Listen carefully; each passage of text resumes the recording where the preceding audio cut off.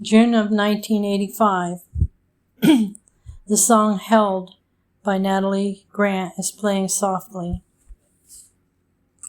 This movie is written by Martha Sue Richard, inspired by the precious Holy Spirit.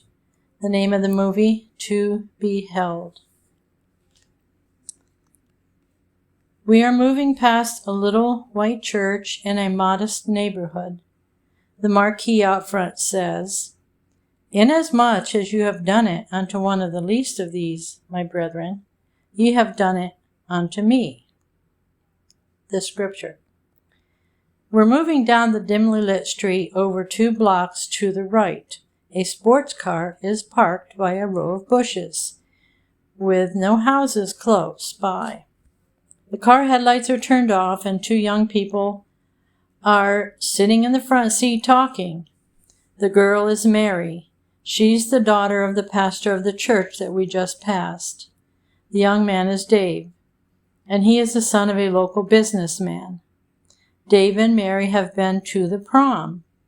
They've been sweethearts for 2 years, and Dave had some sad news to share.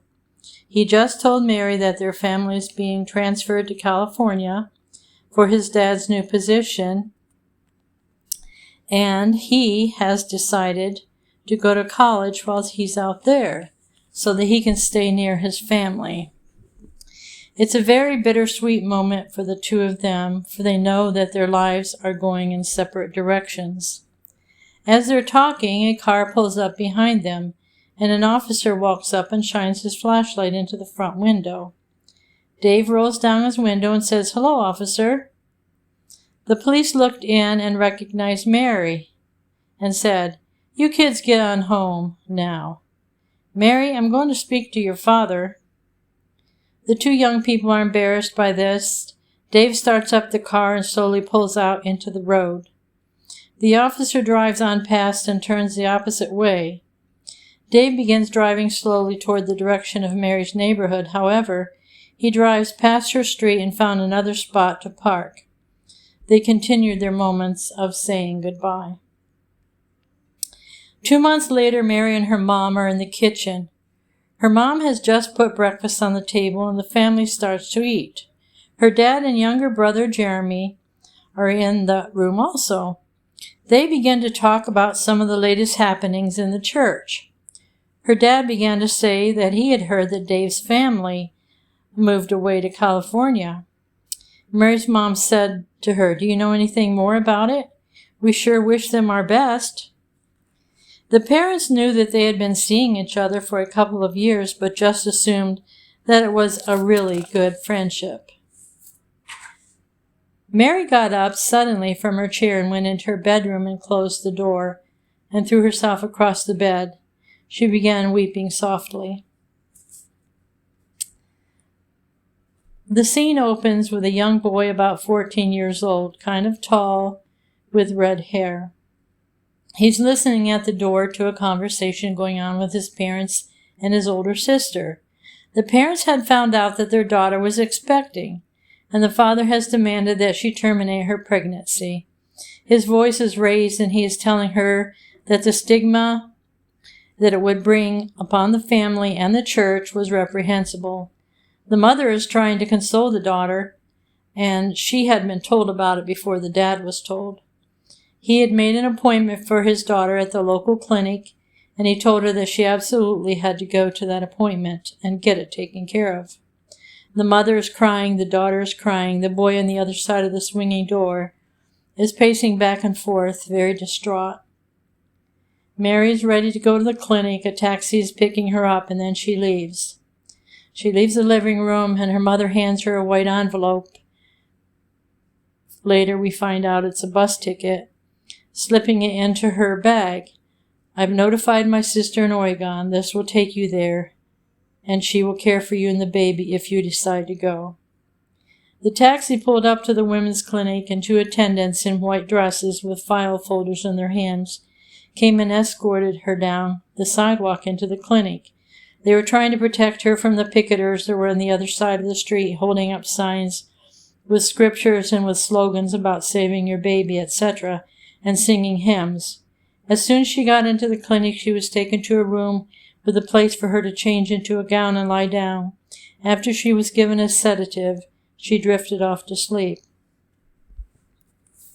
Many years later, a young man, Josh, 40-plus years old, is driving down the highway in the Midwest. It looks a lot like a desert topography. He seems really happy driving in his old station wagon with panel sides. He's listening to the radio and a song is playing, Nothing Left to Lose by Matt Carney. He's singing at the top of his lungs and keeping time with thumping his hands on the steering wheel. Everything is going along just fine. The scenery is whizzing by, the sun is shining, and happiness is in the air. All of a sudden, Josh hears a noise coming from his engine, and then steam starts spewing out from underneath the hood. He slows down, pulls over to the side of the road, gets out, and looks under the hood to see what's wrong. Josh is quite a few miles from any town. Marcy is on location. She had picked up her sporty convertible at the rental agency and was doing some sightseeing and a little shopping, waiting for her tractor-trailer equipment and so on to arrive and get set up for her show. She was a popular Christian artist and was doing some gigs through different towns in the Midwest. Marcy was talking to her girlfriend, Becky, and they were discussing some of the latest news and fashions. She also had one of her CDs playing in the CD player. All of a sudden, she goes zooming by an old station wagon with the engine steaming, and a man standing out there. And she told her friend about what she'd saw. Her friend was on the phone, and her friend knew how Marcy was, and said, "No, don't even think you have to stop and help everybody. He's a man. He'll be okay." Marcy drove a few more miles, and she said, "You know what? I really feel like I need to go and at least see if he's got a cell phone." Her friend starts to caution her, but she said, "I'll be okay. Hey, I'll talk to you later," and hung up. Marcy makes a U-turn and drives back to where she saw the broken-down vehicle and the owner standing, still out there tinkering and looking around under the hoods to see what he could do. Marcy pulled over, introduced herself, and said, "Is there anything I can do to help?" He said, "Hi, my name is Josh. It looks like either my radiator or my engine blew a gasket or whatever. I'm not really a mechanic, so I don't know exactly what to do to get it going again." Marcy said, "It's quite a few miles back to the nearest town here. I'd be glad to drive you back." Josh said, "Okay," and was really glad for the help. As they were driving along to the next town, which was about 30 miles or so, Josh began to listen to the songs on the CD player and commented on them. Marcy said, "Well, actually, that's me. I'm in the area for a concert. I'm getting ready for it in another day." Josh was really impressed and said so. It was really his kind of music. He loved singing himself, but he preferred to hear others and just sing along. As they began talking and sharing some of their life, they started to feel a connection. Maybe this disaster could be a divine connection. Marcy said, "You know, Josh, I can get you a front row seat and a backstage pass if you would like to attend my concert while you're in town, trying to get your car repaired." Josh said, "Thank you," and said that he would like that. They had some really great conversation, and when he got to town, he was able to call his insurance provider and make arrangements to get his car towed into town. The next night when he went to the concert in the special seat up front, he was so totally enamored by this beautiful blonde-haired girl that was so dynamic, so sure of herself, but so very, very sweet. He couldn't imagine that she was still a single young lady with all of her talent and beauty. He wondered if maybe she was just too busy to take the time for a relationship, or maybe she did have someone, and if she did, he was really curious to find out. When the concert was over, Josh went backstage and met with Marcy, and they had some really great conversation. He realized that she was also a believer, as he was, and totally dedicated to her faith in God also. They both decided to go out and get something to eat, and it was really great. They talked and laughed and shared stories of their childhood and the dreams that they had had for the future. Marcy found out that he was a doctor who worked with families in the hills and mountains of his area where he lived and communities around about. His specialty was helping women with troubled pregnancies and making sure that the mothers were well taken care of and that the new babies got a good start in life. They exchanged phone numbers and emails so that they could stay in touch when they left each other that evening. Marcy needed to go on to her next gig, and Josh had to see it through to get his car taken care of and head for home. Over the next 6 months, Josh and Marcy texted and emailed and talked on the phone. They met a couple of times, and when Marcy had a concert in his area, she was able to take a couple days extra because he invited her to go with him to some of his visitations. As Marcy watched Josh caring for the people driving up and climbing up hillsides, she was so impressed, and her regard for him grew and multiplied. She had many conversations with her friends about him and told them some of the special things that he did in his work. He sent her beautiful cards and beautiful roses different times, and her friends seemed taken with admiration for the type of man that she had met and was beginning to really, really like. One day, as Josh was looking out over the beautiful hillside on his trip up the mountain to check on his patients, he was overcome with great joy at the thought of the beautiful lady that he was beginning to care very much about.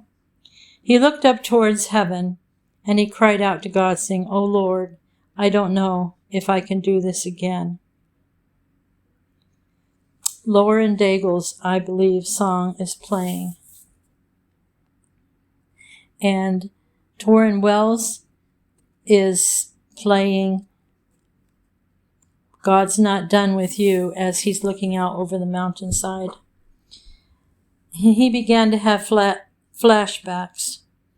The great sorrow that he had endured several years before, and these flashbacks are all in black and white.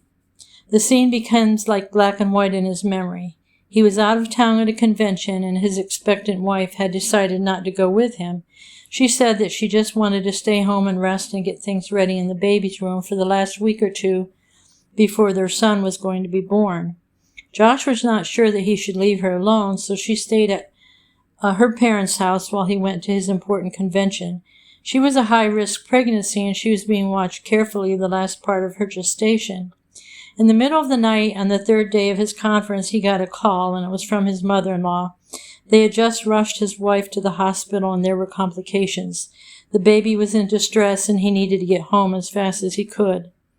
Amid the fear and the trauma of the next few hours trying to get a flight because his ticket was for 2 days ahead, and he finally did get home, it was too late for him to help. His wife had passed, and so had the baby. Josh was inconsolable. Nothing and no one could get through to him. The next few years were just a blur in his mind. He ended up resigning his position at the hospital and began a search for what was significant for the rest of his life. That is when he began to see the great need of the impoverished families and those who did not have proper care for the families and the children that were being born without proper medical attention. As he began his new journey in life, he had a great joy that he had never experienced before. His life began to take on an even keel of work, his faithful church attendance, and just the joy that he had of being alive. This is the mode of life that he was in as he came back from seeing his mother and father out west and met Marcy. Josh continued his hike up the hillside with great love in his heart, passion in his soul for his work, and the feeling within his heart that it may be opening up for something new, someone new. Josh and Marcy made special plans and had a wonderful Valentine's Day together. They walked in the beautiful park, looked at the beautiful flowers and scenery, and dinner was exquisitely beautiful. The red roses touched Marcy's heart so deeply. And the most wonderful thing is that Josh got on his knees with a beautiful ring, asking for her hand in marriage for the rest of their lives. Of course, her answer was yes. Part 2. The next several months were a flurry of excitement, romance, wonderful conversations, romantic meetings after Marcy's concerts, and going with Josh to visit his patients. It was such an incredible thing to be so perfectly fitted in life with someone who cherished, admired, looked up to, and valued you. All of her friends seemed totally taken when they met Josh, and Josh's parents were equally impressed with Marcy. There was such a flurry of activity with bridesmaid dresses, wedding dress fittings, picking out the venue, picking out the flowers, and all the things that go into making a fairy tale wedding, because that's what Marcy's mother and father wanted for their beautiful daughter, their only child. A few months later, It was now June. The wedding was set for the 15th, and everything was perfectly in order. The gowns were all so beautiful, and most exquisite of all was the bride with her gown and her veil. Her favorite flowers were pink tulips, and the garden where the wedding was to be held was most exquisite with flowers and vines, beautiful linens and tables and chairs and garlands, beautiful white mesh drapings here and there, making it look like a fairyland. There were twinkle lights everywhere. It was so beautiful. The music was beautiful, and there were happy faces as Marcy walked down the aisle on the arm of her beloved father. Life could not get any more perfect than this. Marcy stood there with the man of her dreams, ready today to take the vows of their love and their life. The minister said to Josh, "Do you take this woman to be your lawful wedded wife, to have and to hold through sickness and health, till death do you part?" Josh answered with a resounding, "I do." Then he looked at Marcy, and he said, "Marcy, do you take this man to be your lawfully wedded husband, to have and to hold in sickness and in health, till death do you part?" Just before Marcy could say, "I do," everything froze. Josh began to be pulled away from the scene into the far left and got smaller and smaller until he disappeared. The scene goes back to the young girl named Mary who went to the clinic and was asleep on the bed, and she began to dream. In the dream, we see the white church where her father is the minister. There's a sign on the front of the church on the marquee, "For unto us a child is born, a son is given." The church is decorated with Christmas lights, and as we go inside, we see a young pastor with dark curly hair, Mary's father, and his wife, Mary's mother, who's at the piano, and we see Mary dressed up as the mother of Jesus. She's 7 years old, her long, beautiful hair and her robe over her head. Her brother is 3 years younger than her, with his red hair. He's standing there as a little shepherd boy with his imitation sheep. Mary's looking down at a baby lying on the hay and singing softly to it, and she picks up the baby doll wrapped in swaddling clothes and rocks it in her arms. The Christmas music is playing, and the other shepherds and Joseph are standing nearby with their robes and their belts holding up their costumes. The people clap, the lights go dim on the stage, and the Christmas program is over. Excuse me. That night at home, little Mary is in her bed, and her parents say a prayer with her and go out and close the door. Mary gets out of bed and gets on the floor in her little girly pajamas. She folds her hands and her beautiful hairs over her shoulders. She said in her sweet little voice, "Dear God, when I grow up, I want to have a baby Jesus too." She got back in bed and covered up and went to sleep. The scene opens up on Mary, who is now 17 years old, at the women's clinic, and she begins to toss and turn, saying, "I want a baby Jesus when I grow up. I want my baby Jesus. I want my baby Jesus." And all of a sudden she opened her eyes, realizing that it was a dream, and realizing where she was and what she was doing. Mary grabbed the sheet around her and grabbed her clothes and purse and ran out the front door of the clinic as fast as she could, and across the street to the people who were there with their picket signs holding them up, and the people enveloped around her, and she disappeared among the crowd. Now we are back at the wedding, where Marcy is at the altar. Everything is frozen and motionless. No faces are moving, no mouths are moving, nothing is moving. But slowly, ever so slowly, Josh begins to appear very small, coming back from the direction to which he had disappeared. And then he starts moving closer and getting larger. Pretty soon he is back at the altar, looking at his beloved Marcy, and everyone begins to smile as Marcy says, "I do." The faces of the relatives, the faces of Josh's mother, with a satisfied look and a smile on her face, and the face of Josh's father, whom he recently met from California with his wife, is there in the crowd. The faces of his grandparents, the minister and his wife, who are now beginning to grow older, but they have been reconciled and now they are full of joy. God has redeemed what man thought had to happen. God redeemed through his Son, Jesus, born in a stable, laid upon a bed of hay in a manger. Praise be to God. Not the end, but just the beginning. For God says, "Behold, I'll make all things new." At the beginning of this movie and at the end of this movie, Natalie Grant's song, "Held," is being played. The end. Glory to God.